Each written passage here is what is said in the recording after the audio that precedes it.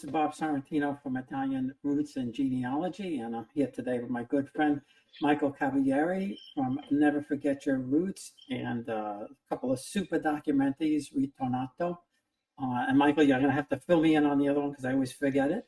La Porta dell'Inferno, Bob. La Porta dell'Inferno. In English, the door to hell.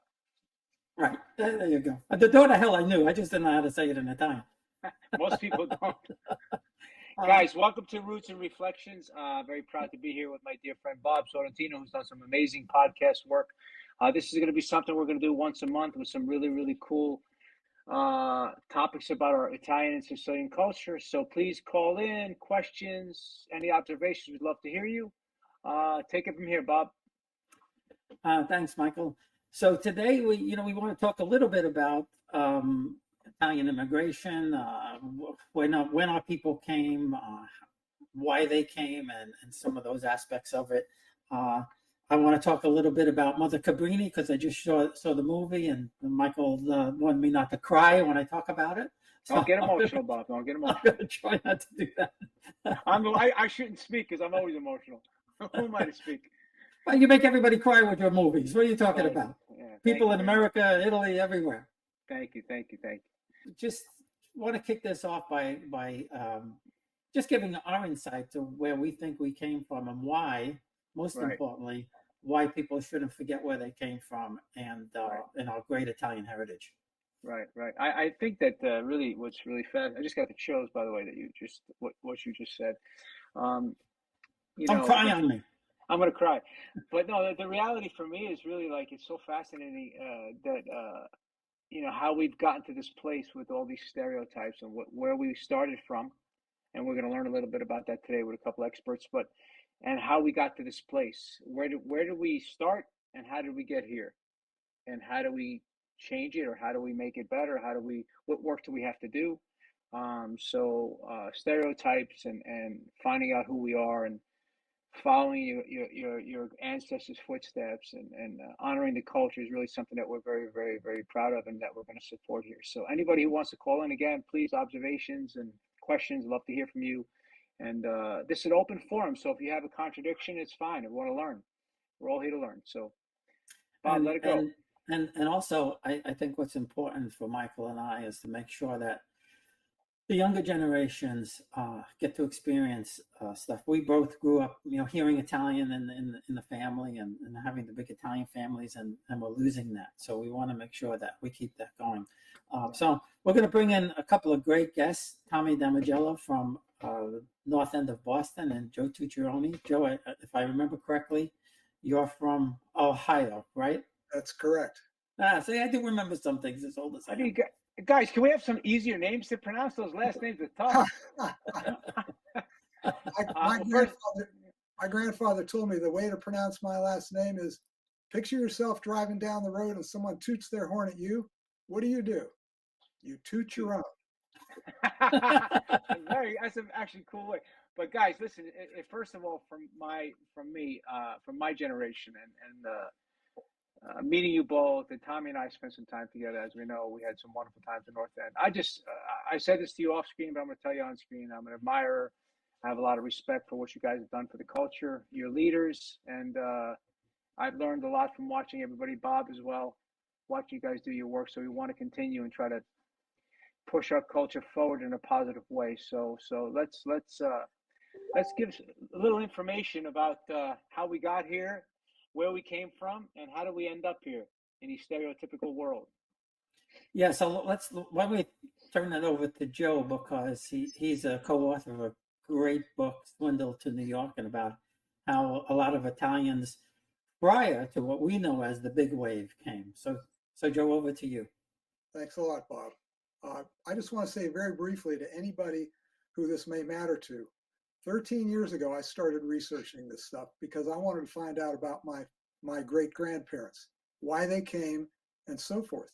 And that led me, after years, to where I am now, which is we have discovered, my co-author and I discovered that there was a big in Italy in 1872. More than 2,000 Italians were cheated. They were brought to this country on false promises, in December and November of that year. And that, I believe, triggered the ultimate wave of mass migration that we're all familiar with that came in the later decades. Yeah, and that was something that I didn't know about prior to reading your book. I thought the big wave was really when my grandparents came in the like 1910, 1915 Right. time frame.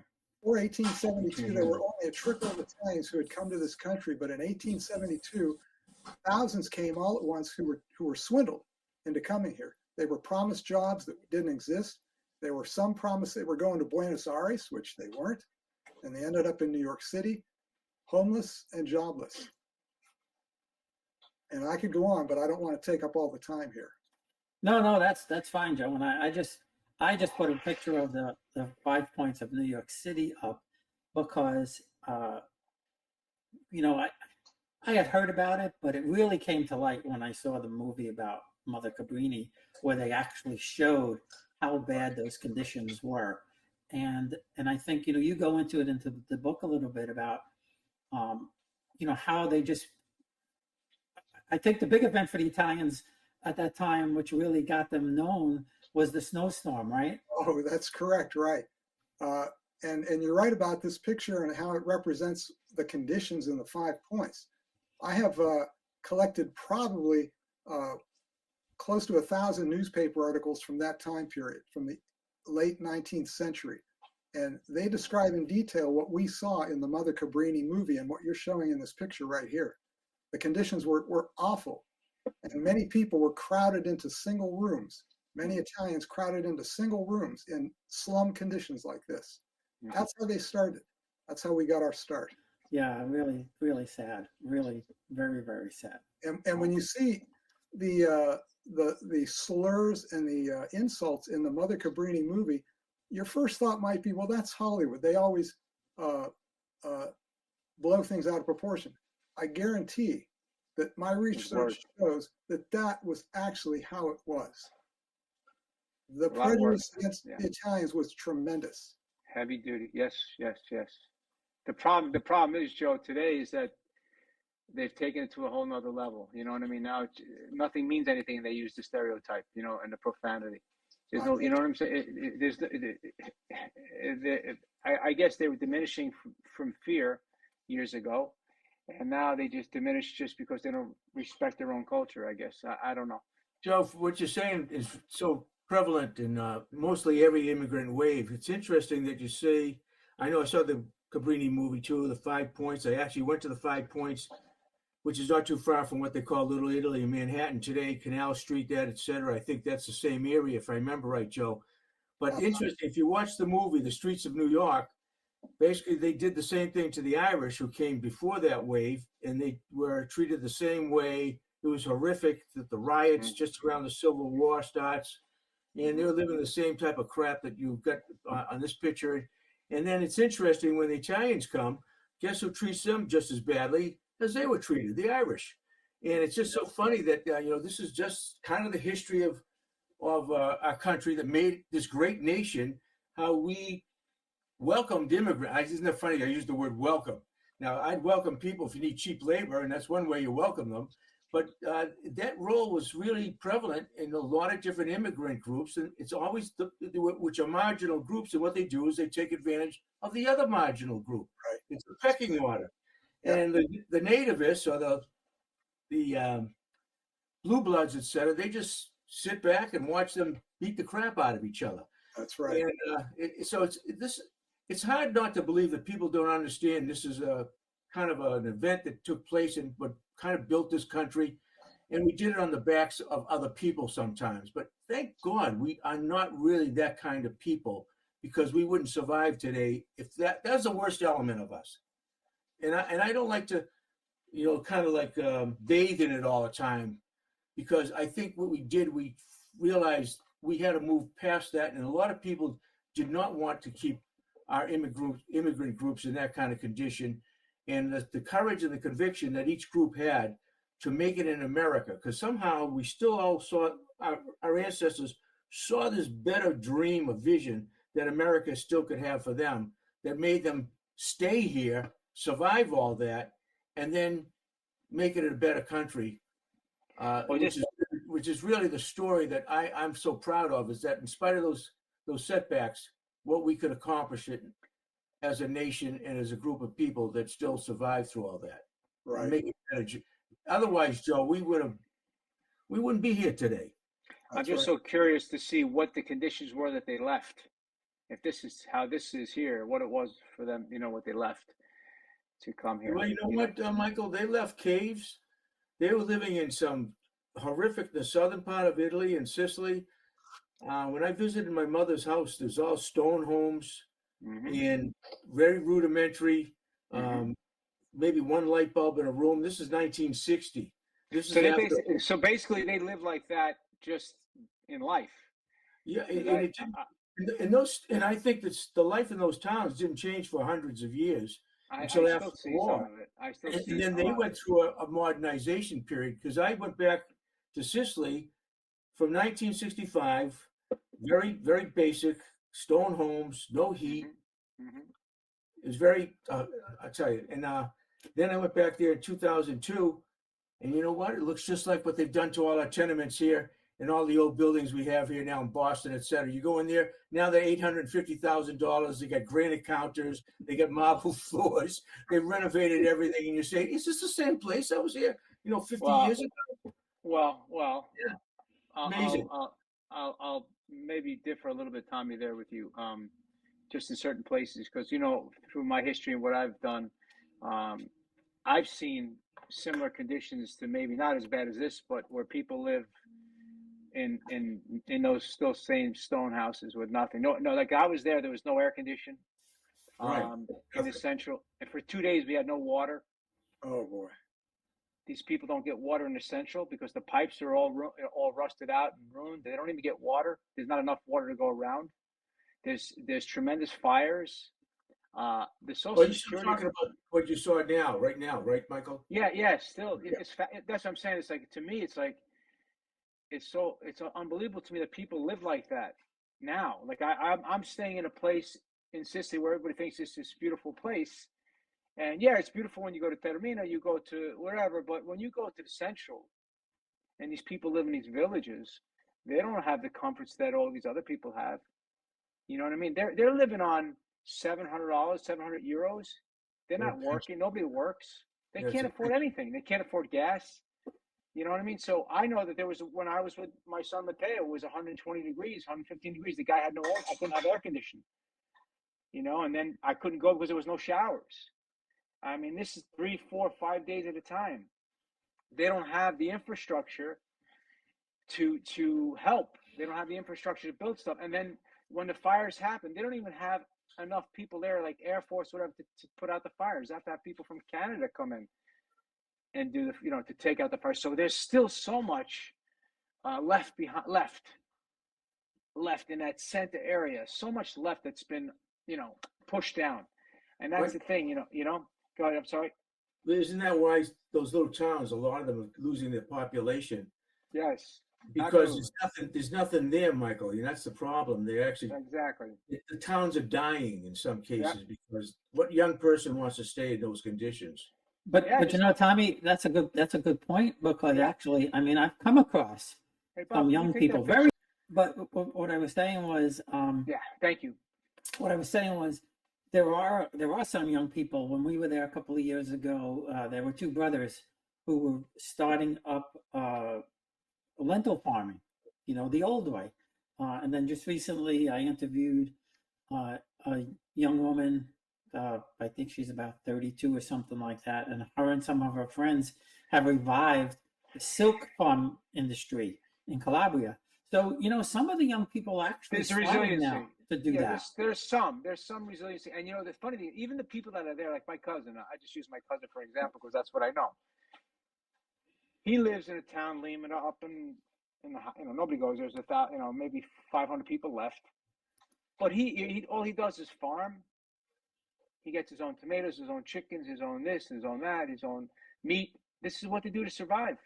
They can't go down to the main area to Terramina anyway. They're up in the mountains, so they have to do this for survival. So the great thing about our culture, I think, is that not only are we resilient, but we're survivalists. We can survive with great hands. We're great with building. We're great with food. We're great with uh, overcoming obstacles. And I've seen this so much in a lot of the film work that I've done and a lot of the places that I've been, that they figure out how to do, like I got a flat tire. It's a funny story. It's a quick story. I got a flat tire in Caltanissetta the last time I was there with my son. And in the car, there was no jack. My friend had a car, and I called him, no, I don't have a jack. I haven't gotten it flattened, whatever. So I'm sitting in the middle of Caltanissetta on a hill on a Sunday, no jack. Can I tell you, I went over to the kiosk, went to the cafe. In about 20 minutes, there were 7 guys around my car, or 5 guys around my car. One guy got a thing from his uncle. One guy got a thing from his father. The thing is so rusty. He put it on the tire. They're jumping up and down. And they got the tire changed, and I was on my way. But the point is, they're resilient. They figure it out. And I think why this podcast is so important for me is that it shows that if you're willing to do something, if you fight hard enough, you can overcome any obstacle. And we were pushed down, we were stepped on, we were this, we were that. But like Tommy said earlier, we found our way. We found our way. We didn't give up. We didn't give up. We kept fighting. We immersed ourselves in society with honest work. And here we are. Now, the problem is, in my opinion, is that we get to a place in culture and then we kind of forget how hard it was to get there. Yeah. And I think this is where we sit now. We want to just, and Bob, we have a question, and one of you guys can answer here from Richie, but the answer is we can't forget that part of it. We have to always work hard, always lift up artists and sculptors and guys like Joe and Tommy, people that are doing the yeoman work for the culture. Yeah, and that's a great segue into Rich's comment. You know, there was a silver lining when they came, because probably out of necessity. But Tommy, you grew up in an Italian enclave, one of the biggest ones on the East Coast. So what's your impression on that? Well, Philly Rich here wrote this statement. He's right. We just finished 5 or 6, 7 feasts right now in the North End, probably more than any other place I think in the United States. And they really do keep the culture and this community together, even though gentrification has come into the North End. But they still come from wherever they live, and the societies still have chapels right in the North End that have been there for over 100 years. Every feast that's going on now has been over 100 years since they first came at the turn of the century. One of them is from my grandfather and grandmother's town, Mineo, and the St. Anthony's is St. Agrippina, Madonna della Soccorsa from Shaka, Fishman's Feast. There's St. Joseph, again, from Riesi, where you spent a lot of your time, Michael. That's their group. I think you met a lot of those guys. Yes. They come back, and they've been going on. They keep the relationships, the meaning in.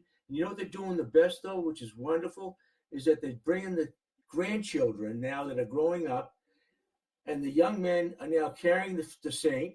I got to carry it this summer. I saw that. You're very strong, by the way, Tom. You look strong. It's very cool. But now they even have a little saint, and they've been doing this in the past several years, and 10-year-old kids are carrying it. Oh, that's cool. And they do it on the first night, just have them. And so they're passing on the tradition better than I saw in the past, because it looked like it started to die off because the people were dying off, the grandparents and the. They do this, Tommy. They do that in Sicily with all the young kids. They all carry the saints. They're all 8 years old, 10. Yeah. Yeah, they got to do that. But you guys are incredible. What you're doing there is, I was in the North End. I actually spent time doing a movie there, but then I spent time with you. It is one of the beautiful strongholds of our Italian American culture, Sicilian American. Thanks to you, of course, and Anthony. But yeah, they do this stuff, and it's so beautiful. Like, you know, when you go back to Sicily and have their feast it's a week long, and you got the young kids carrying the feast, and they're all dressed. It's such a beautiful tradition. They wait all year to do this. This is their thing. This is their excitement. This is their so it's beautiful, man. It's just, and it's all family. It's really it's amazing. And they do communicate to each other. They go back to the old country and they welcome one another. Then when they had the 100-year anniversary, they came from Mineo. They had a little contingent that came. And now, thank God, because of Facebook, they continue those relationships, and you watch people, hey, have a great time at your feast. They all have a great time at your feast, and they're talking to each other from 2 different nations. And I think we're doing this technology has helped us create what Yeah. we're doing today, that we have this linkage.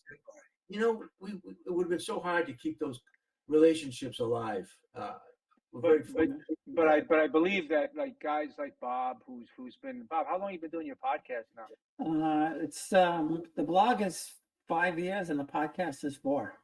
Wow. So with that, and Tommy doing all your work that nobody really knew how great you were doing, and you know, and then all of a sudden you get on a podcast, and you get out there, and all of a sudden the world sees you, and then Joe, and everybody knows who you are, but you guys have been doing this stuff for long before that, you know. So you set the ground foundation. So I'm hoping that this next generation, somebody carries that torch, and bigger and better, maybe not better, but bigger. And we keep moving forward, you know. And this is I guess why, like, you know, when I travel, and you know, I've been to over 25 cities and whatever with all the kids, and you know, for me, the reason why I do the work is you look in their eyes, you know, you look in their eyes and you have an experience with them, and you realize that you can give them hope, you can give them some inspiration, and that's all it is. It's not a materialistic thing. It's not about money. It's about giving inspiration so that they have something to push forward for. And so many kids there don't have that. They don't have the luxuries that we have here in that sense. You know, they're looking at, you know, in some of these kids at a hopeless future. And I hope that all of us, you know, here talking today can inspire a few people to go back and inspire a few. And we continue this work, because if it's not the kids, then what is it? You know, what is it? About the kids in Italy and Sicily you're talking about, those kids. Sure, yes. Because I think that the kids in Sicily, Michael, because they sometimes, I've had the pleasure of having cousins come over to me, and I show them around. They go in the North End, and they're young, and the last one was Orazio came, he's 20 years old. Michael, he left so inspired for being Italian, to see what we had and what I was doing, and he cared about his grandmother and grandfather, and he's more into the old world that he came from. He wants to know more about his grandparents. He was wonderful, but he said, you know what? He went to New York first, Joe, and he said, then after he came to Boston, he says, forget New York, I'm coming here. Be nice to New York, Tommy. Be nice. I love you, but be nice. He said, no, the North End is beautiful. He met more people that because of me, here, go there, whatever, and he just blended right in. It was wonderful. He loved it. But for sure, honestly, for sure. I mean, I grew up in New York, and my parents grew up in Harlem. For sure, the North End has absolutely kept it beautiful. New York's gone. I don't know where they've gone with the Little Italy, but the North End, top. Yeah, for sure. They're just doing Gennaro's feast right now in New York. Yeah, but it's not the same. It's not. It's stereotypical. It's probably the only one they got left. You know, that's really because the big one. Arthur Avenue, I think, maintaining some of the charm, but Little Italy is done. That's the thing. You know, I don't know. I mean, Bob and I talk about stereotypes all the time. Like even that, like at the feast, that was such a beautiful event. What it represented, it went to some kind of carnival thing. It's like a carnival now. It's like there's nothing. It doesn't mean anything anymore. It's a carnival. It's a circus of stereotypes running around. You know, guys, can you elaborate on this stereotype?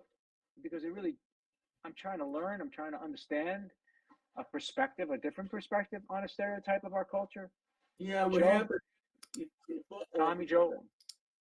Well, this is one of the things is the mafia stereotype you're talking about, or the Guido. That's the other stereotype that they like to do.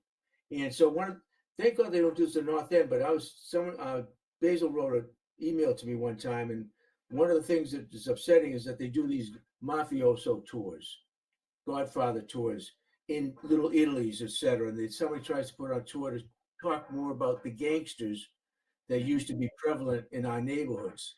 Most of them are gone now. It's like a vestige of the past.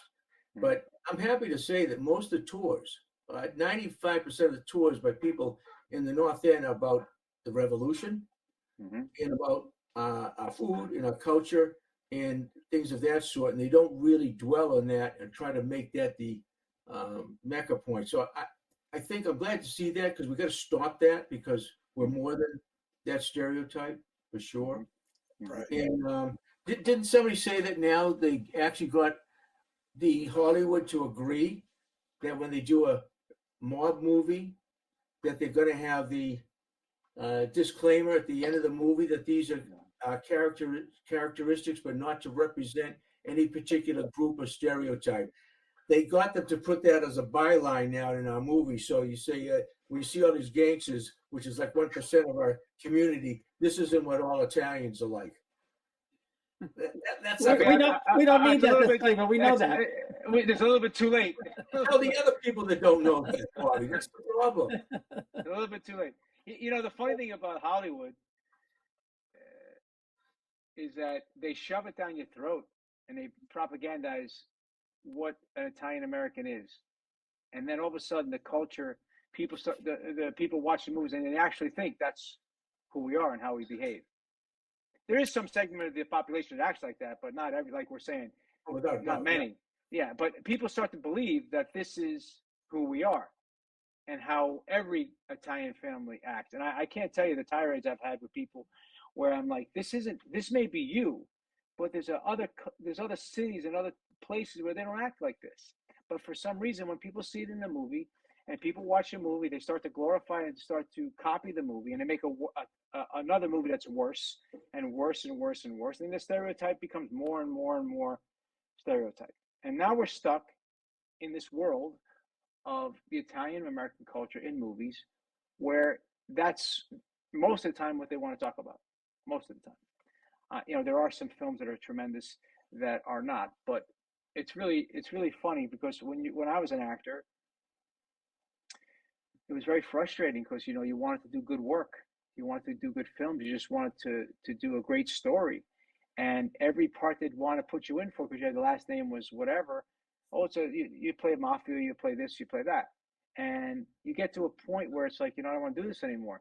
And unfortunately for the Italian American culture, they didn't stand up for their rights for many years. They didn't stand up for the actors. They didn't stand up for their culture. As you see now, like the Latin American or Spanish or Mexican, they're standing up for the culture. The Chinese, they're all standing up for what's right. The problem is with us, is what I see is that we came here in the 60s and 70s and 30s and 40s, and our films became successful. We got comfortable, and we kind of immersed ourselves into the society, and then we lost some of our honor and respect for who we are. And the work shows, and the movies show, and it's our own fault. I'm not going to blame anybody else. It's our own fault that we allowed this to happen, and it's hard to unravel. I don't know what you guys think. Well, you know, Michael, somebody had asked a question before about movies like The Black Hand with Gene Kelly and Pay or Die with Ernest Borgnine. I don't remember The Black Hand. I do remember the one with Ernest Borgnine about Petrosino. But sure, the movie with Petrosino, they didn't glorify. No, they showed that here's this Italian guy who's right. fighting That's in the against 30s and 40s, right? Yeah, that's right. 50s. That's yeah, right. That's what I'm saying. Different time. But when we got in the 60s and 70s, they made The Godfather. All of a sudden, everybody became Michael Corleone. Everybody became, you know, Don Corleone. They dressed like it. They smoked cigars. They got this, you know, it's like, this isn't who we are. But it just starts to ravel itself up into this big ball and go down this mountain. And now everybody, you look at some of these podcasts, it's like, what is this? This isn't who we are. This isn't how I was raised. This isn't what my grandfather fought for me to have a better life. This isn't how we dressed. This isn't how we talked. Now, listen, people have accents. Sure, that is what it is. But it's the behavior. It's the behavior and the mentality. And we are our own fault. It's our own fault to accept it in cinema, accept it in life, accept the behavior. Let's make a point here. Someone just wrote a comment that James Gandolfino wasn't even like the character he played in The Sopranos. And he says, in fact, to put a lot of weight on him, that maybe that's why he had his heart attack. But he was a wonderful, nice man. James, I work with him. Yeah, he was nothing like Tony Soprano, you know, as a person. Well, did you watch the documentary? Which one? The one that just came out about The Sopranos? No, I haven't seen that. Yeah, it's very fascinating. I work with him, and he's a great actor, by the way. And maybe he wasn't that guy, of course. He's a great actor, but that's rare. It's rarefied air when you have somebody that great that could do things like that's what I'm saying. There's that, like Brando or Pacino, like The Godfather. That's a rare film, but the problem is there's only one Godfather, one Sopranos, but everybody starts to copy it and think that they can make something like that. It becomes a stereotype. Jimmy was one of the greatest actors that we've had in our time, and he probably wasn't that guy, but he's from the thing that he had was he was Italian American.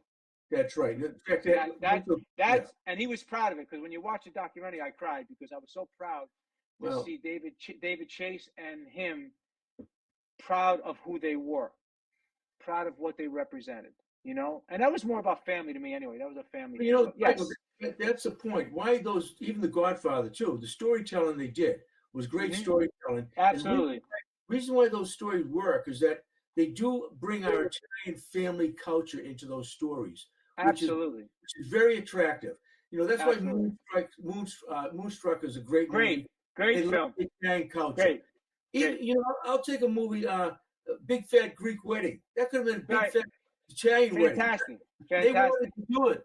But see, they fell in love with our culture. Now, what The Godfather did, they take all the wonderful things about our culture, our personalities, and they use it. And it makes you, I like these people. Oh, yeah, but he's a gangster. But I still like these people because I love the culture. And that's what The Sopranos. I kind of like how the family interact. They care about each other, love, affection. Family's important. But they're gangsters. They're whacking people. Now, my family had all those characteristics, but we weren't killing anybody. Exactly. That's Exactly. That's my point. You know what? And Michael, and we knew the difference in our own community. We knew who the Gaffonis were too. Yeah. And we said we didn't want to act like them.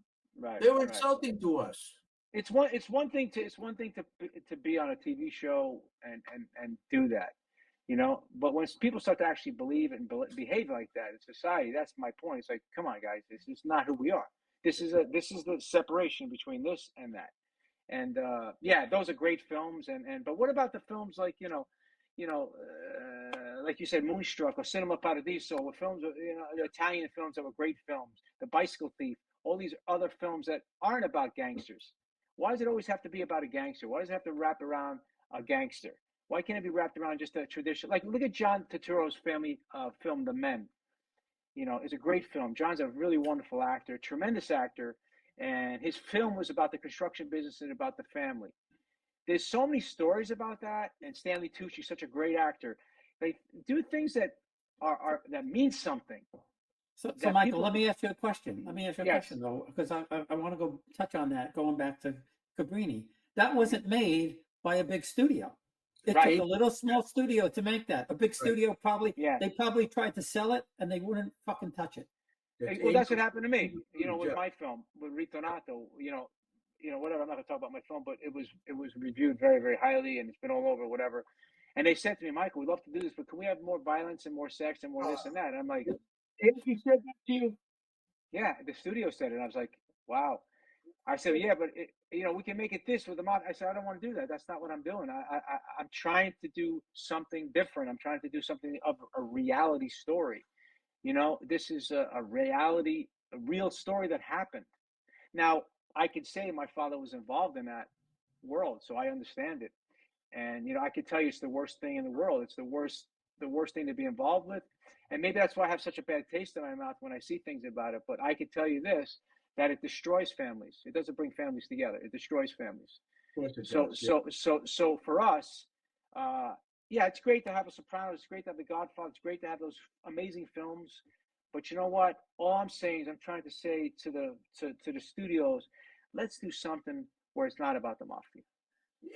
Someone just wrote about Mean Street. I remember that movie too. Mean Street, Robert De Niro and the other good actors, etc. And he made a good point. That shows the urban culture of Italians living in the city, New York, North End, and they kind of like, well, I'll call them the Guido thing. You can tell the accents, the behavior, how they dress, and they're kind of not all gangsters, but they know they're kind of on the edge of that kind of climate all the time. So that, he says, does that create a stereotype? And I say, yeah, it does. Because for me, when I went to BU, they had a already preconceived idea of what kind of Italian it was. I couldn't get into a fraternity at first. Sure. Really? Seriously? Yeah. My goodness, So wow. But we started to outnumber them, and weren't getting anybody. So we took it Do over. I think that Mean Streets is an interesting film, but it also came along in the 60s with De Niro and Scorsese's first direct. And I think it's stereotypical only in the fact that it's in that little Italy, in that area at that time. That's what makes it stereotypical. That's what it is. That particular is exactly my point. It's that particular place in the world, in that little street, Little Italy. But everybody thinks the world thinks that everybody's that way because of that film, because the media and people see it. Oh, that's how Italians are. That's not how Italians are. Maybe in that little Italy or in Brooklyn or wherever they're at, that's how they are, but not in Boston, not in San Francisco, not in Chicago, not how. We all had those enclaves. And what happens, they keep immigrating. We keep moving out of that, and we go to suburbs, and that all starts to change. That's why. Yeah. But Saturday Night Fever, Michael, is I think a perfect example. Growing up, when I first saw it, I didn't realize how they portrayed us in that movie. Yeah. I mean, he did a great job. There's no denying that. Sure. It's a very interesting study on. It's a very, very interesting character study, actually. That, it's in the 70s, I'm sure, right? In the 70s. Early 70s, yeah.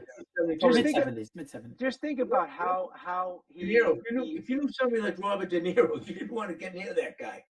He was a crazy. Exactly. Yeah. And you knew those guys in the neighborhood. You basically went around them.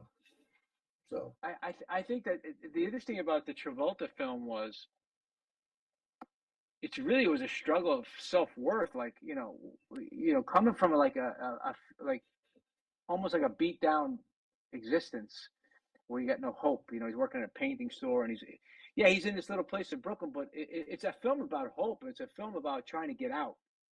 So, and it was fantastic to me in that way because there was no mafia, there was no really. It's just a guy trying to fight to get out. Working class kid wanted to get out of there. And you know what? The whole thing about that disco craze with that movie, which made a lot of sense, is those guys and girls, when they hit the discos on that weekend, whatever drab stuff they're experiencing in their life, it all disappeared, and they were kings and queens. And there's somebody really just feeling great about themselves, being disco dancers and having a great night. Sure. Really being good at something. That was their moment. And I can see why they would want to do that all the time. It's a purpose. Yeah. I loved it. I thought it was a great character study. I'd much rather see something like that than somebody walk around with a gun and whatever. For me, that's a great character study of somebody trying to fight his way out of something. And I think for a nice recommendation here, Michael. John, Golden Door. Did you ever see Golden Door, Joe? Yeah, it's a great film. Great little film. You got to see this. I mean, that tells what Michael's story. It's all done in Sicilian dialect. It's got subtitles. But if you want to know why they left and where they're coming from in Sicily and coming to the New World and what they had to go through on the boat to get on the boat, when they got here at Ellis Island, anything you thought that you thought in Ellis Island with Godfather was just a little bit of it. You get the whole sense. You say, my God, that's what my grandparents went through. And I can see my grandmother and grandfather in those roles going through that difficult situation. But this is what I'm saying is like there's more like there has to be. We have so much to tell, as Joe will say, and Tommy said, we have so much to tell, so many stories that it keeps going back. Yeah, but it keeps going back to this. If it ain't a mafia story, if it's not mafia wrapped around it, then we can't do it. No, there's so much to tell. And I think we're doing a disservice to our culture by not perpetuating that and pushing for that and fighting for that. That's what drives me crazy. But that's I guess as a filmmaker, that's my passion. I don't know. Just make some points about some movies that did go off, and we got to keep focusing on bringing them up to people's attention. And I think that's we got to be the voice that makes that. Yes, I mean. Look at the recommendations I've just seen in this call right now. Joe, you got to watch Golden Door. Go get it, and I want you to see what we're talking about. I'll check it out. Thanks. Yeah, me too. I never saw that. I have to check it out. When I did my film La Porta del Inferno, nobody even knew the story. Like nobody even knew. Even half the people in Sicily where I went to visit didn't even understand what a carusi was. I would ask, "What's a carusi?" And they would say, "I was a young boy." Nobody actually knew the real terminology or the real definition. And that's what I'm saying. There's so many things. There's so many stories. There's so many stories in Italy. There's so many stories in America about Italian Americans and their struggles that we need to just keep pushing. We need to keep pushing those stories. Just keep pushing those stories and stay away from the stereotypes. Exactly. That's what we have to do. Exactly. Our North End Historical Society made a documentary called The North End, Boston's North End, an Italian American Story. And it doesn't dwell anything about the mafia or anything of that sort. These are all interviews with people that grew up in the North End. And what you see is family, faith, friendship, pride of their ancestors, coming out from humble beginnings, and how that molded them as men and women going further, because they left the North End eventually, but they still can tell the stories. Do you know we have an organization called Friends of the North End? They've been having the same reunion for 52 years. Right. Because they grew up in the 50s and 60s in the North End, and they did it 52 years ago, and they never stopped having that reunion. I'm going next Saturday. There's going to be 150 of us there. Are you going to speak? I hope you're going to speak, Tommy. I hope you're going to speak. So it's amazing, and this is how we promote our culture. And I'll tell you one thing about I loved about Moonstruck.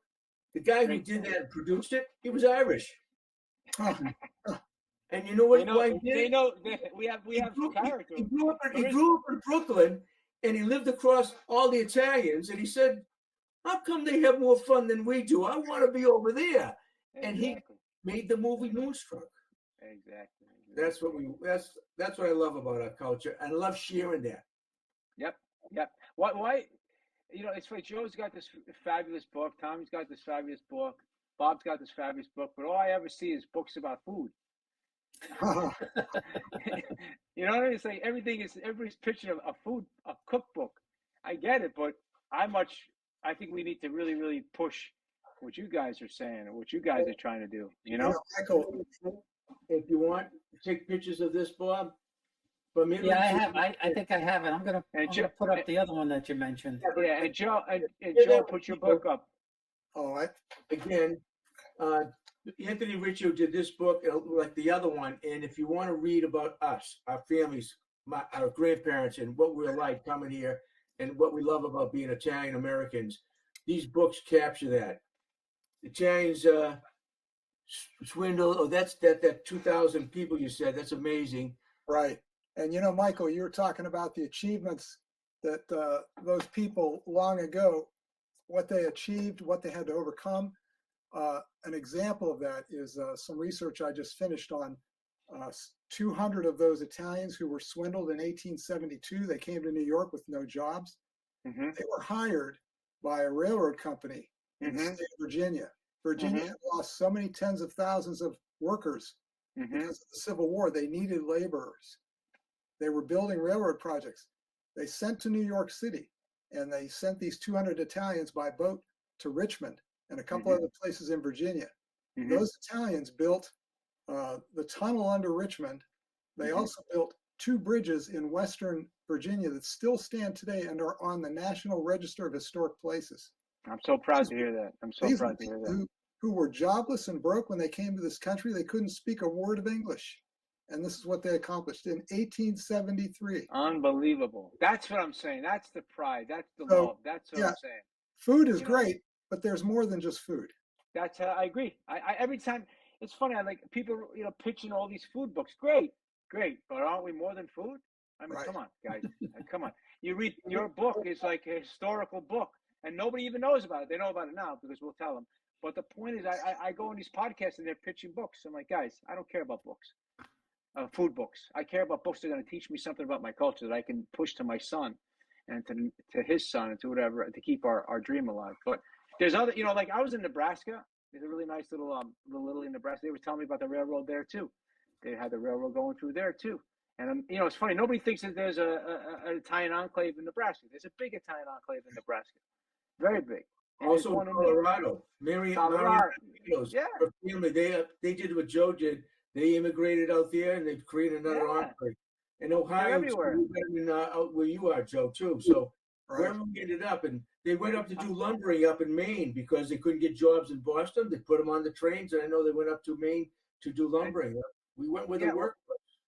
You know, when I was I'm going to Scranton, Pennsylvania in a couple of weeks. You know, a lot of the Italians and a lot of Sicilians went to work in the coal mines because that's what they knew back home.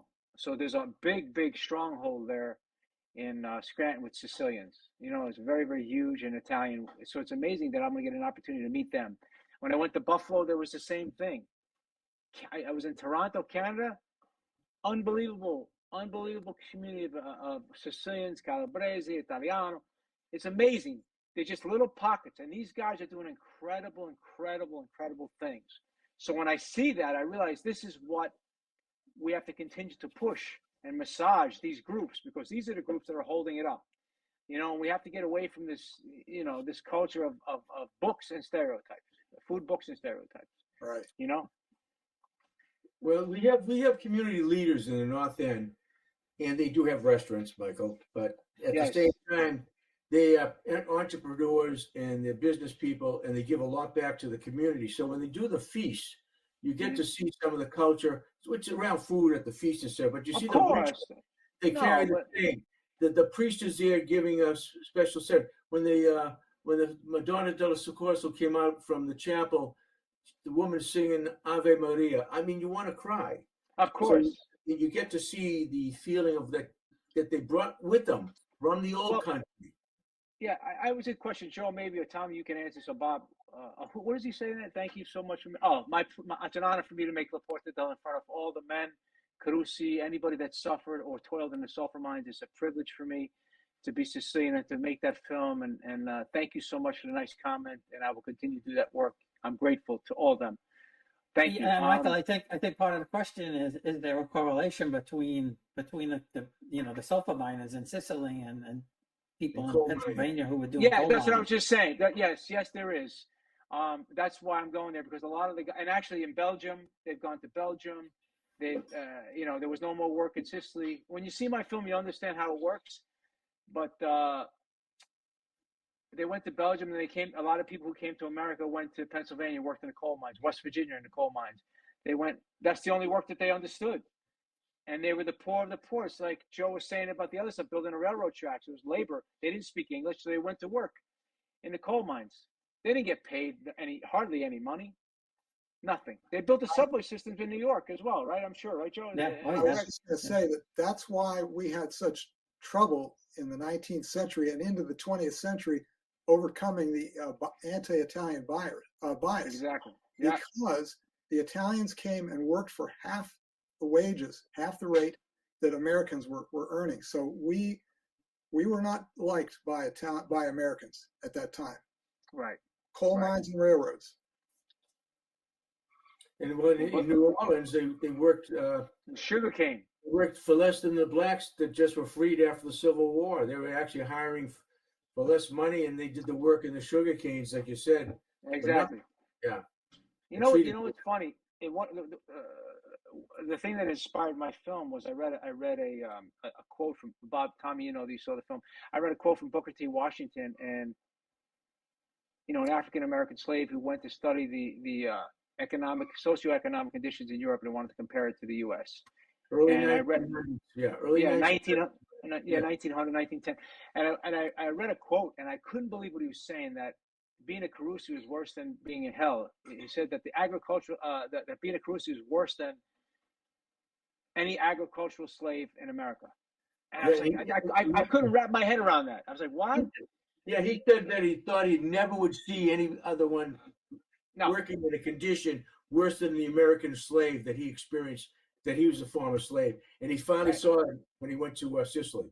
Yeah, exactly. And I said, I need to figure out, I need to see more of this. And this is what, made me go. And there's so many stories about that as well, because we were also in the sugar cane, we're also in agriculture.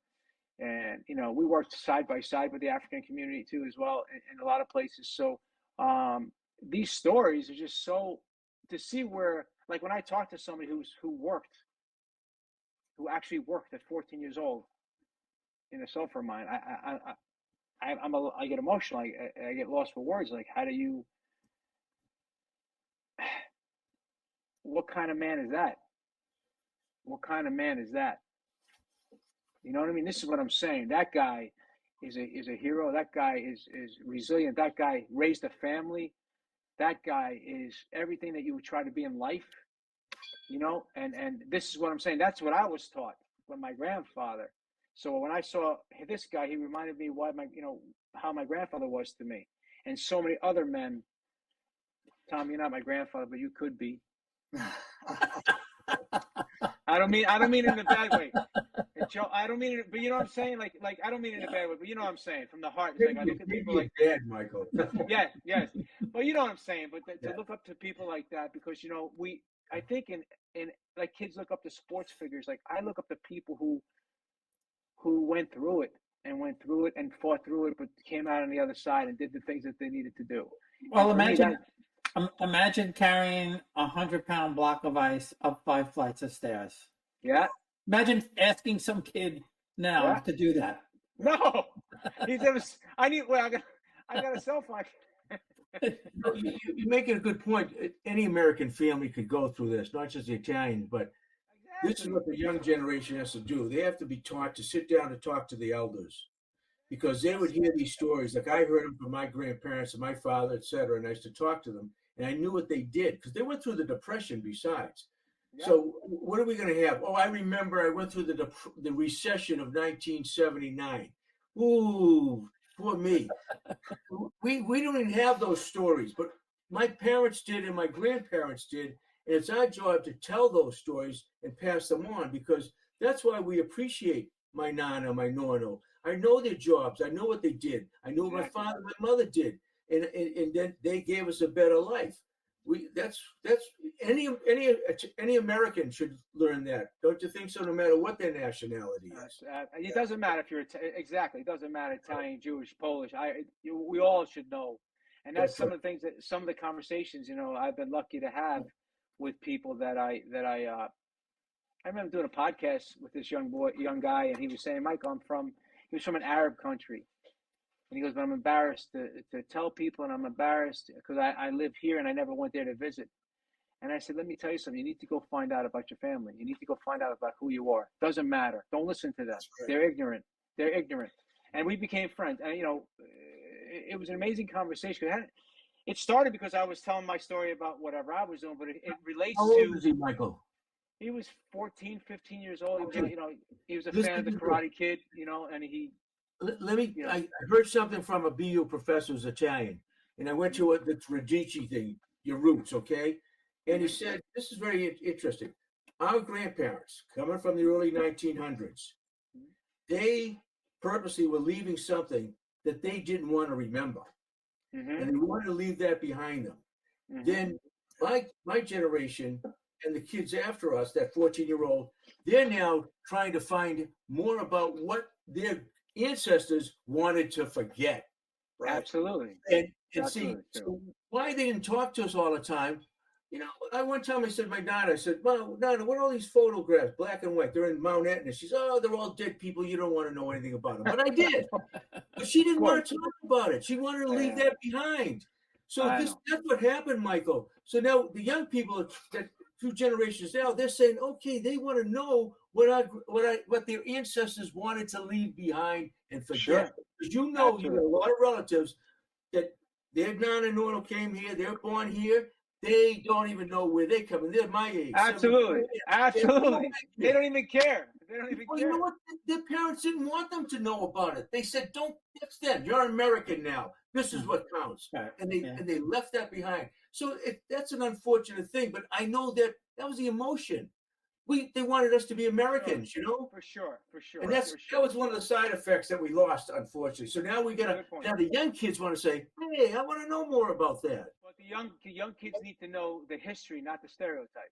But we'll give them that history. And you did it. You do it, and Joe does it. I'm trying to do it. Bob does it sometimes. You do it all the time. Bob does it sometimes. I got to watch Sorrentino. He's a little... Your films, what you've done with your documentaries, your Limina, where you went there. So, I was crying right along with you. Bob, you know what, Tom, you're right. I cry. Bob makes fun of me because I cry all the time. No, I'm but sorry. that's I a get great story. That's Thank you. exactly what I went through. I told you that years ago. I know, and I think he's that's, a weenie from Whitestone. See, I came from College Point. you'll That's be where nice. the tough guys were. Whitestone. Bob, be nice. I'll beat you. Well, Bob, let's go to the questions. Let's see if we have questions we can answer. Like, Yeah, get some questions. Yeah, good idea. thing. They don't want to listen to us bullshit for the next hour. Yeah. So, Without a doubt. That is yes. true. Yep. The early 1900s newspapers Yes. and late 1800 newspapers, and I have hundreds of the articles. When describing Italians, I conservatively estimate that at least a third, probably a half, were derogatory toward Italians. Yes. Yes. Absolutely. Answer to that question. In fact, if you don't mind hearing a quote. I'd love to hear it. No, Teddy Roosevelt. This was published in the New Haven Morning Journal on May the 5th, 1882. Quote, most of the immigrants now arriving at our ports are very desirable additions to our population. The only immigrants who are wholly undesirable are the Italians. End quote. I could show you dozens, hundreds of articles. You better not show me that. I won't be able to sleep tonight. Please, I'm going to go crazy. Don't do it. In fact, if you don't mind, you can send me a no, I mind you know. One more quote. I just want to show you how high up in the hierarchy of American culture the Italian anti-bias was. The commissioner of immigration appointed by President McKinley, Terrence Powderly, was quoted in the Kansas City Journal on June 26, 1899. And here is what he said, quote, as a rule, the immigrants from Germany, England, Scotland, Ireland, the Netherlands, Sweden, Norway, France, and Austria are unobjectionable. They are fairly well educated and come here to remain. From Italy come the most undesirable immigrants, end quote.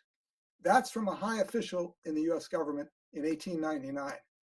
Paper photos, they have rats jumping off the ships. They got a knife in their mouth, like daggers. Oh, yeah. They anti-Italians is brutal. And you know what? Don't forget, we have the biggest German population that immigrated here. Number one, more than the Irish and the Italian, are the Germans. And they came in the 1840s, etc., because they had their problems in Germany leaving there too. And I was trying to understand that better as to why so many lived there. That's why we got German towns all over the United States. But they didn't see them as negative as well, because we were darker skinned too.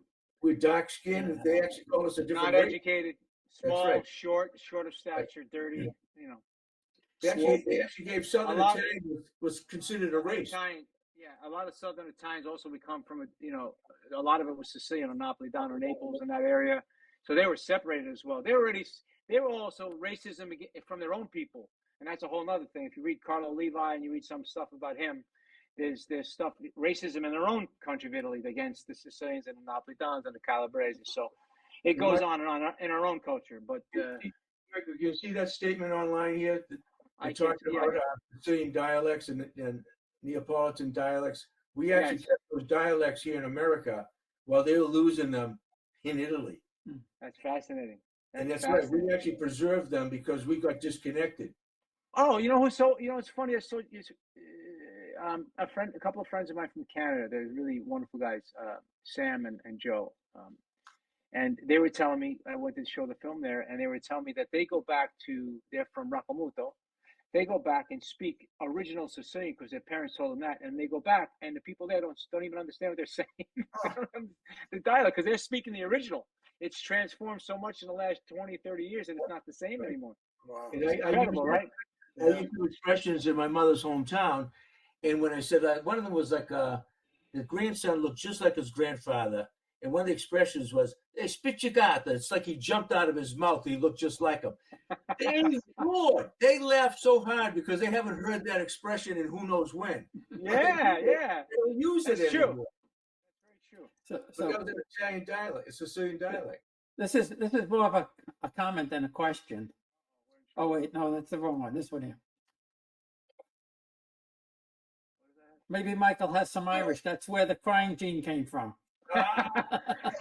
Maybe no, but you know what I have? My wife is half Irish. So now my son Matteo is 3/4 Sicilian and a 25 Irish. And here he is. Look at his face. Oh, mannaggia. I love you. My son is blonde too. So I think I might have a little Irish on my wife's side. Not on my side. Yeah, you know, Crying Sicilians have blue eyes and blonde hair too, you know. I know, and they're handsome. Not from my family, your side. Gentlemen, want to understand Italian experiences are supposed to read the guarded gate about how basically the immigration. Joe, maybe Philly Rich. Oh, that's Philly Rich. Joe, you can answer that question. Well, I actually you probably wrote the book. Thank you, but my research stops at 1900. There's only so much time to study, and I pretty much limit my research to the 19th century, just before 1900. Philly Rich, we got it, brother. Thank you. On the next show, Right when you come on. You see, the 1924, that's when they came up with quotas. And they changed the guarded gate. They shut the gate down, and the Italians, if you weren't connected to somebody, they didn't want any more of us, to come. In 1924 was the Restriction Act. So I'll tell you an interesting story about that, because I have a good friend. Her mother came over. I think it was 1931, 32, something like that. And they let one ship into New York with Italians. LaGuardia somehow, he was a congressman at the time, he somehow got this ship in. It was loaded with all Italians, and they were naturalized citizens within 3 months. I'm still Everybody waiting on on my that ship. citizenship. That's incredible. That's incredible. It's a weird. And I asked, I said, her mother was a little girl, so she obviously doesn't remember, and I can't find any documentation on this, but she has her mother's. She has her mother's. Joe, we need more documentation. Well, let me ask a question, Bob, because you said within 3 months they were naturalized citizens. Is that right? Yeah. Because I have a form, my great-grandfather's naturalization certificate, on which he had to claim that he had been here for 5 years before he could become naturalized. This is in the state of Ohio. Yeah, I have. I'll send you. I have her mother's document. She gave it to me, so I'll send it to you. It's an incredible story. Incredible story. Thank you, Christine. Ciao. Thank you for listening. Guys, well, listen, guys. Yeah, we've gone over an hour. I'm emotionally exhausted from Tommy and Joe and Sorrentino. I'm starting to drink now. I got to drink now. I think you're Irish, Tommy. That Boston. You got the Irish. Drinking a glass of wine. I'm just Tim Adams from Boston. That's right. So before we go, why don't we just Joe? Why don't you tell everybody about your book, Tommy? Closing statements. We have to have a closing statement. Yeah, closing statements. This is what got me started studying my ancestry, folks. If you want to do something fun, look back at your past, like we've been talking about for the last hour. That's what led me to this book and to this book. Thank you very much. Joe, and you also have those YouTubes also, right? Right. And if I can say one thing about the last one I produced, I've just discovered that. Well, why do you think they put the Immigration Center on Ellis Island instead of Liberty Island? The Statue of Liberty was already there. Secretary of the Treasury, who wanted to put it on Liberty Island, said it's the perfect place. Yeah. But they decided to put it on Ellis Island instead, even though you couldn't bring a boat into Ellis Island. It was occupied by a powder magazine from the Navy. The reason was Italians. I'll leave you with that, and you can look at my video and find out the why. Joe, it's fantastic. All your stuff is fantastic. Thank you so much. Thank you, Mike. You're way too smart for me. I can't even handle it. Tommy, you could plug your stuff. You plug Anthony. I love Anthony. You know what I say about Anthony. Anthony Riccio, like Joe, he wrote many books, and he's from New Haven, Connecticut, and he talking about all the things our ancestors did. One of the books he did first was Farms, Factories, and Families. And it's about the women working as seamstress, people working on farms, all the jobs that we did. We had some of the best seamstresses. My mother could sew anything. People could grow anything. They could build anything. Whatever they could do, they did it. And we could, best thing about being Italian, if you have to do some work in your house, you need renovations, what you usually do is you just call another relative that has a vowel error in his name, and he'll come over and he's going to fix something. He'll do the tile work. He'll do the wallpaper. We have a network that we can just plug into. That's true. The other one that Anthony did, from Italy to the North End, his personal stories are wonderful. Not only the photograph of the North End, but how he goes back to his hometown, just like you did, Michael, and tells it beautifully, writes about it. That's the beginning of the book. And I told you the other one was Stories, Streets, and Saints. Again, he captures, the Italian enclave, and it goes back through all the generations and has their own personal words. He even has the dialect and the accent. You can hear them. They tell the story. He's not hearing the story, then he tells their story. They tell their story. And look at this picture. This is priceless. But this is the first book. That's great. Of an Italian-American neighborhood. And he told me the story of this woman, and she was one of the, they never left. They got there in 1910, and they stayed in those tenements and died there all the way into the 80s. And she's one of those ladies that never left the North End. But great stories, great books. There's so much in this. Has nothing to do with the mafia. And thank you. There's a couple of videos on my channel. There's one with Anthony, which is just fantastic. I got the interview. Yeah, I never met Anthony, but I feel like I know Anthony through my conversations with you and Tom. We were trying to do something together at some point, and I just didn't make it. But you know what? We'll always keep his name here, and we'll always praise him, and we'll always keep him alive in this way as best we can, Tommy. Yeah. With these people that are on it, can you put that link up of Anthony and they can... I'll put all the links to his interview and the interview that we had with the North End, and then some of the oral histories. Also, Tommy put up your event for this week. Yeah. With the sculpture that I'm doing in the North End. Yeah. Let me tell you whoever's left, Joe, you didn't hear this. It's called the Noble Journey.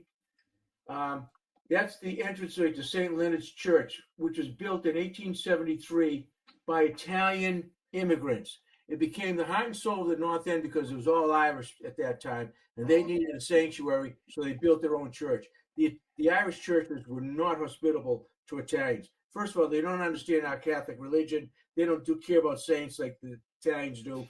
Total different culture, even though they were both Catholics. But anyways, we wanted to do something to talk about the Italian immigration to the North End. So we have the sculpture, and you can't see it maybe as good, but this part right here, that's a 5x8 bronze plate that's going to be embedded into the bricks, going up the steps into the church. And those are footprints of my mother, my ancestors, as they stepped off the gangplank off those ships.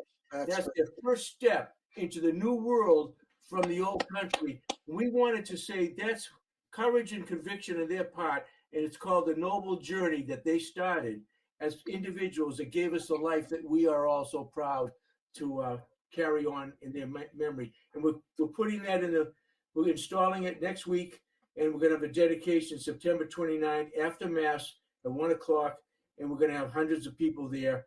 And it took a year for us to get that, raise the money and get it in the ground. And I don't think you'll ever see a sculpture or a monument like that. It's totally unique. Totally unique. Beautiful. That's terrific. Thank you. We're very proud of it. You're welcome. Right, Michael, you could plug your movies, but because it's my broadcast, I get to do a shameful plug about my book. So you can plug yourself. Plug yourself in. Don't worry. All right, well, listen, guys, this has been fantastic for people listening. Michael and I, we're gonna do another one in October, or hopefully we're gonna do these once a month. Once a month, we're gonna be on taking a hot button topic. But I want to thank Joe. Thank you so much for all the work you're doing. You're great. Thanks, Tommy. Mike. I love you, Tommy. You're awesome. You're inspirational. Bob, I deal with you, guys.